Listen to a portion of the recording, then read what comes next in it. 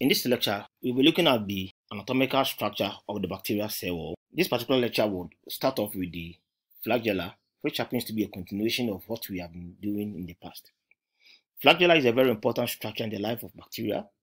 Some bacteria are motile, while some are not. Almost all motile bacteria possesses flagella, which they use as an organ of locomotion. Such bacteria tend to move either away or towards a source of stimulus, which can be chemical, light, air, or magnetism. The structure of the prokaryotic. We are saying the flagella for bacteria are much thinner than that of eukaryotic flagella, and they are made up of about 40 genes in its assembly and function. The picture we see below here is a structure of bacterial flagella that is made up of a filament protruding out of a hook, and there is a basal body that is firmly stuck into the bacterial cell wall. The flagella is found anchored into the cytoplasmic cell membrane and the cell wall by means of this disc-like structure that I discussed with you. They normally made up of 3 parts. I'm talking about the flagella, the filament, a hook, and a basal body. Depending on how it has been arranged, it can be a polar or monotrichous, where it has only one tail. It can also be a lophotrichous, where we have multiples of tails at the end of one portion of it. And then we can also have the amphitrichous, where we have the tails or the flagella extending at both ends. And then we have the peritrichous, where it is only one but at both sides. And then we have the pepitrichous, where the flagella is found all over the entire portion of the bacteria. The flagellum, we are saying, is non-contractile but composed of a single kind of protein called the flagellum. How are they important? Flagella are important in motility, and they can also help in its identification. So for instance, if you want to say the type of bacteria, depending on how the flagella have been arranged, we can be able to tell the type of bacteria. Fimbriae and pili. Fimbriae and pili are short hair-like structures that are made up of protein pilin and are present in many gram-negative bacteria. In fact, they are also anchored in the membrane and they protrude through the cell wall to the outside of the bacteria itself. They are much shorter, more numerous, and straighter than the flagella. Since they are made up of protein, they are responsible for the antigenic property of the bacteria. So for instance, if such bacteria would enter into a living system, we normally expect an antibody response. So depending on the fimbriae or the pili of the bacteria, then a specific antibody will be invoked. Then we're also saying that bacteria from different genera may possess a common fimbriae antigens. Importance of the fimbriae and the pili. They act as adhesins. That is, they allow bacteria to colonize a particular organ or system where they find themselves in.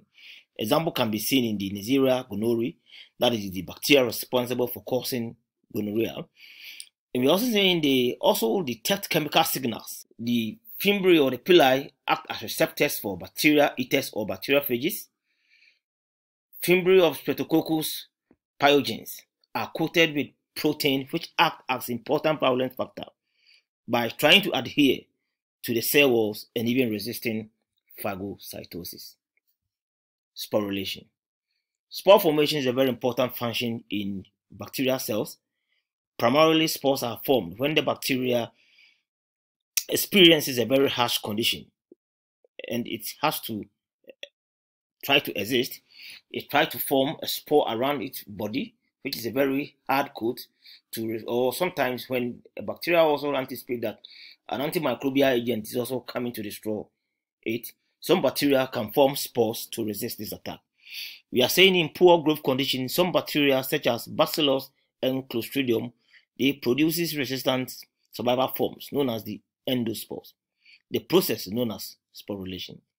Bacterial spores are endospores in contrast to that of fungal spores, which are mostly exospores.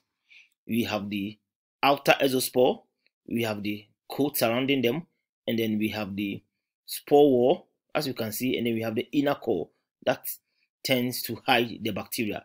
Now, the spore can be formed in different parts of the bacteria depending on its position, whether in the form of a bacillus or in the form of a cocci. So you see the spore can be found at the terminal portion of a bacillus here, where we say it is terminal. Now, when it is found not in the middle, neither at the tip, we say they are subcentral. Some spores can also be formed right in the middle, where we say they are central. It must be noted that bacteria normally will resist extreme environmental conditions such as high temperatures, dryness, or even toxic substances. This I've said it early on, in the form of disinfectants or even antibiotics. Once the endospore is formed, the vegetative portion of the bacteria is degraded and the dominant spore is released.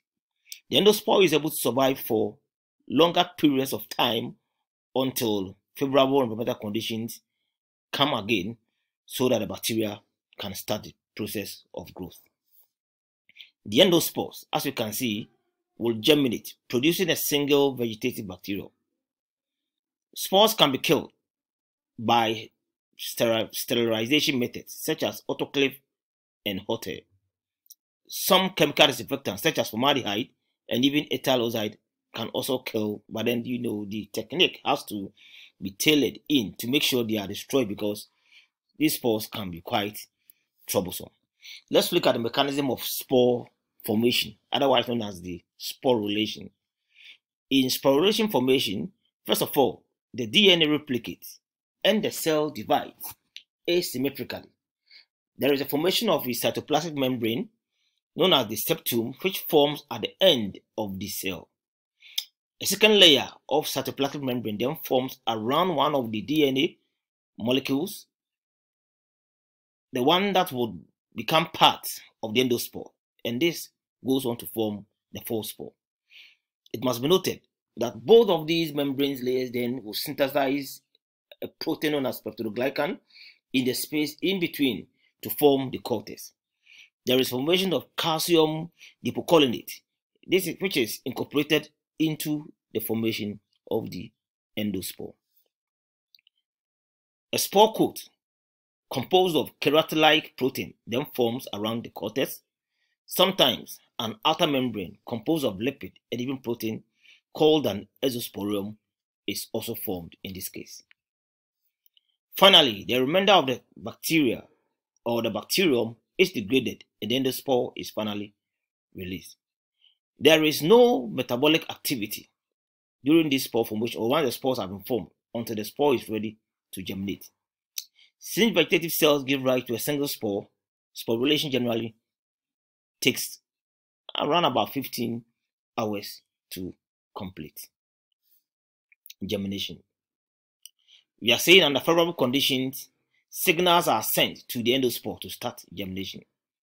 Germination of a spore begins with a break in the spore wall and the outgrowing of a new vegetative cell.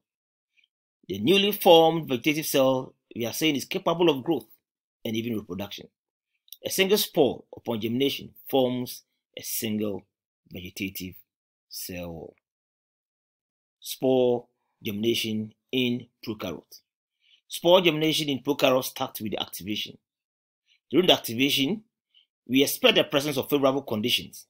Spore germination in prokaryotic cells starts with the activation. Within this process, there is a presence of favorable conditions, and the spore will not germinate until its protective coat is damaged.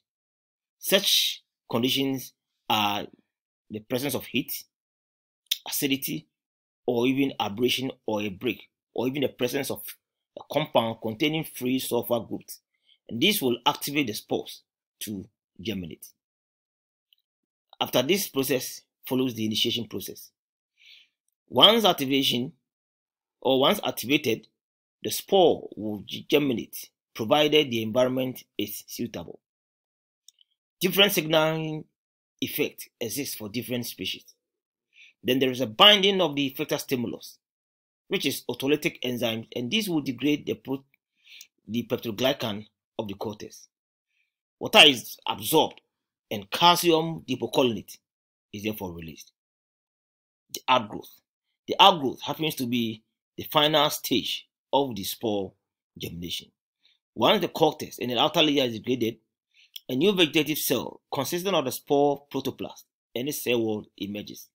This, in fact, is followed by an active biosynthetic activity, and the process terminates with cell division.